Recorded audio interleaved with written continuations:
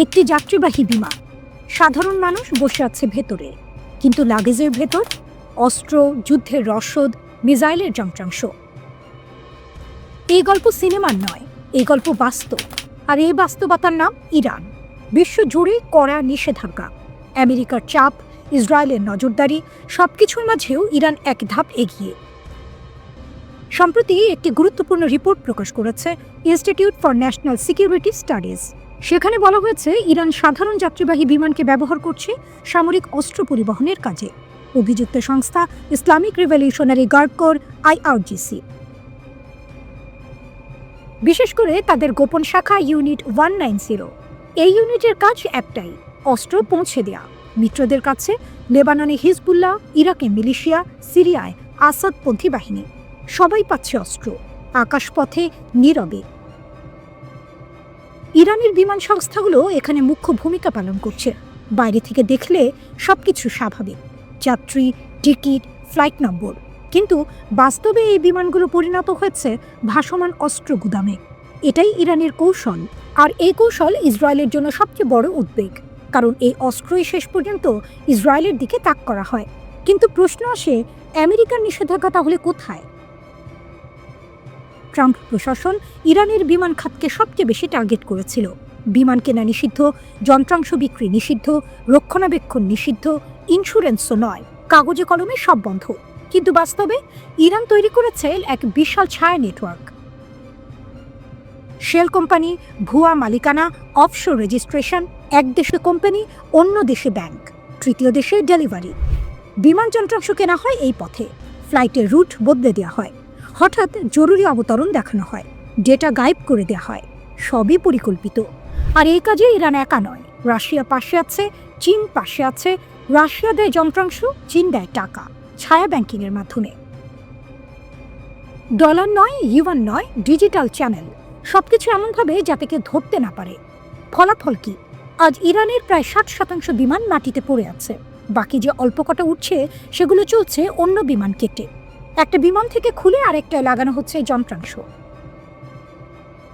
এই আকাশপথ দিয়েই ইরান অস্ত্র পাঠায়, চাপের মধ্যেও। এটাই ট্রাম্পের নিষেধাজ্ঞার সবচেয়ে বড় ব্যর্থতা। ইসরায়েল জানে এই বিমান মানেই হুমকি, কারণ এক একটা ফ্লাইট মানে এক একটা নতুন অস্ত্র ইসরায়েল বিরোধী গোষ্ঠীর হাতে। এ কারণেই ইসরায়েল বারবার সতর্ক করছে, বলছে এই আকাশপথ বন্ধ না হলে ছায়াযুদ্ধ থামবে না। ইরান বুঝিয়ে দিয়েছে একটাই কথা, নিষেধাজ্ঞা তাকে থামাতে পারেনি, বরং তাকে আরো চতুর করেছে। আর এই চাতুর্যই আজ ইসরায়েলের সবচেয়ে বড় মাথা ব্যথা।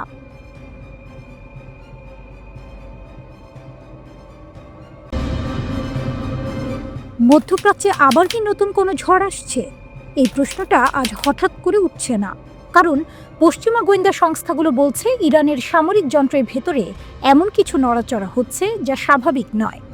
কোনো বোমা পড়েনি, কোনো যুদ্ধ ঘোষণা হয়নি, কিন্তু গোয়েন্দারা বলছে ইরানের আকাশে কিছু একটা বদলাচ্ছে।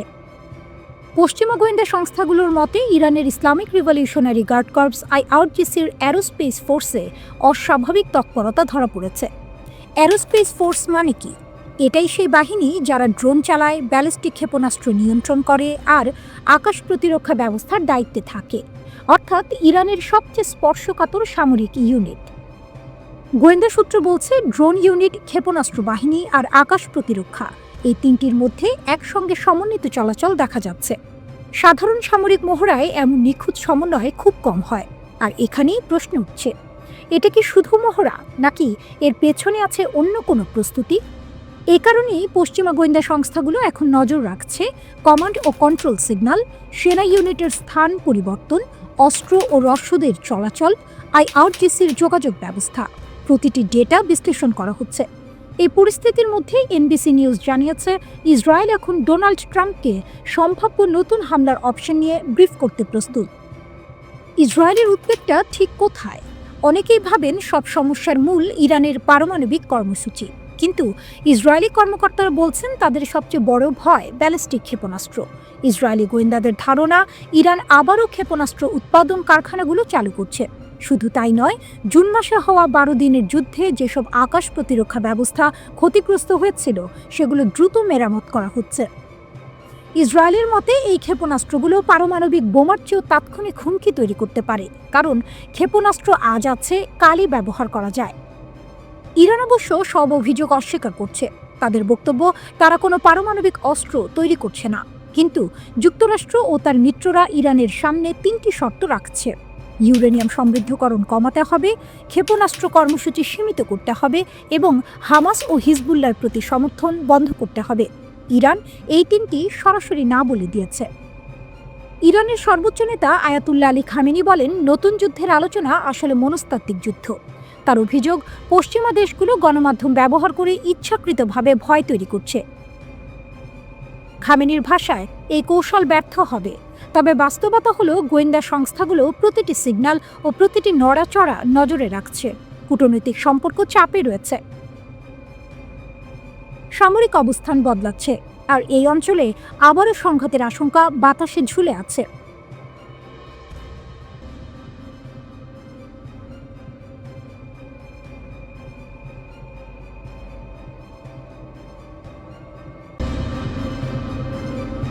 ইরান যুদ্ধের পর ইসরায়েল কেন এত মরিয়া?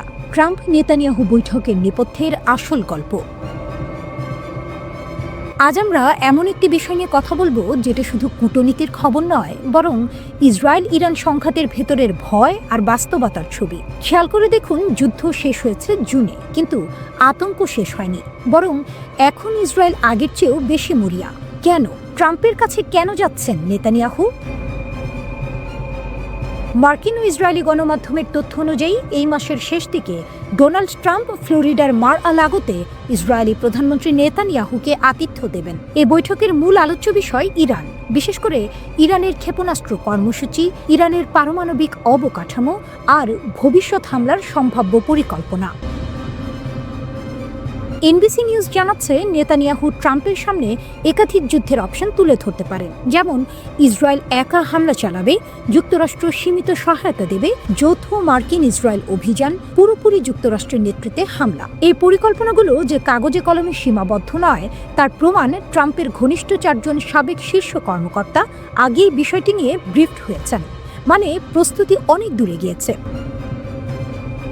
জুনের 12 দিনের যুদ্ধ ইসরায়েলের জন্য সহজ ছিল না। ইসরায়েল ও যুক্তরাষ্ট্র ইরানের ভেতরে একাধিক গুরুত্বপূর্ণ স্থাপনায় হামলা চালায়। নাতানস সহ পারমাণবিক অবকাঠামো ছিল লক্ষ্যবস্তু, কিন্তু ইরানও চুপ থাকেনি। ইরান শত শত ballistic missile, cruise missile, drone একসাথে ছুড়েছে। এই আঘাতে ইসরায়েল ও যুক্তরাষ্ট্রের এয়ার ডিফেন্স সিস্টেম মারাত্মক চাপে পড়ে। ইসরায়েলি কর্মকর্তারাই এখন স্বীকার করছেন, সব মিসাইল থামানো যায়নি। এই স্বীকারোক্তি ইসরায়েলের সবচেয়ে বড় ভয়। ইরান কেন ইসরায়েলের দুঃস্বপ্ন? ইসরায়েল এখন বলছে, ইরান দ্রুত নিজের শক্তি পুনর্গঠন করছে। স্যাটেলাইট ছবিতে দেখা যাচ্ছে, ক্ষতিগ্রস্ত পারমাণবিক স্থাপনায় আবার কাজ শুরু হয়েছে। নাতানজে ক্ষতিগ্রস্ত ভবনের ওপর নতুন কাঠামো বসানো হয়েছে। ইউরেনিয়াম সমৃদ্ধকরণের অবকাঠামো ধীরে ধীরে ফিরছে। কিন্তু সবচেয়ে বড় বিষয়, ইরানের ব্যালিস্টিক মিসাইল উৎপাদন। ইসরায়েলের ভয় এখানেই। একজন সাবেক ইসরায়েলি শীর্ষ কর্মকর্তা স্বীকার করেছেন, আমরা আকাশে আধিপত্য পেতে পারি, কিন্তু মিসাইলের হুমকি খুবই বাস্তব। আগেরবার আমরা সব থামাতে পারিনি। এই কথাটাই পুরো ছবিটা পরিষ্কার করে দেয়, কারণ বাস্তবতা খুব সোজা। নিষেধাজ্ঞা, হামলা, চাপ সবকিছুর পরেও ইরান ভেঙে পড়েনি, বরং নিজের ক্ষতি দ্রুত বিশ্লেষণ করেছে, প্রতিরক্ষা জোরদার করেছে, মিসাইল উৎপাদন বাড়িয়েছে এবং সবচেয়ে গুরুত্বপূর্ণ, প্রতিরক্ষা ভাঙার কৌশল দেখিয়েছে। ইরান দেখিয়েছে শুধু উন্নত প্রযুক্তি নয়, সংখ্যা ও শক্তি। এটাই ইসরায়েলের সবচেয়ে বড় দুশ্চিন্তা। তাহলে সামনে কি? নেতানিয়াহু ট্রাম্পের কাছে যাবেন, হুমকি তুলে ধরবেন, নতুন হামলার যুক্তি দেবেন, কিন্তু পরিস্থিতি জটিল। গাজা যুদ্ধবিরতি ভঙ্গের অভিযোগ, আন্তর্জাতিক চাপ, আরেকটি বড় যুদ্ধ মানে আরও অস্থিরতা। সব মিলিয়ে ট্রাম্পের সিদ্ধান্ত সহজ হবে না।